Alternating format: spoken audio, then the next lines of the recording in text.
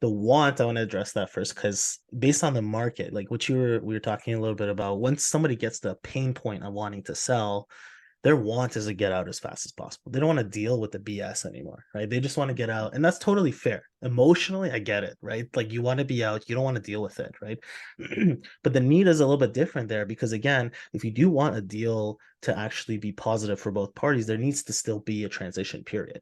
You can't just up and leave because the risk of attrition goes up significantly the shorter the term of the transition. And one of the things that is a big risk for any of these clinic acquisitions is the attrition piece, right?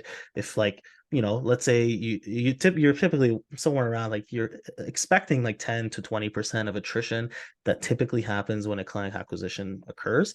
But if that risk goes to like 50% or 60% because you're kind of heading out and now all the staff are like, well, I don't know this owner, who's this person? And they're not even in the province, you know, that's going to create a huge tension point for the buyer, right? And so that's why a lot of buyers are trying to mitigate that risk with the transition period. Which again, if you were to do an ideal situation, is that if the business is set up properly and you have all those fundamentals in place, then you can get away with a shorter transition period.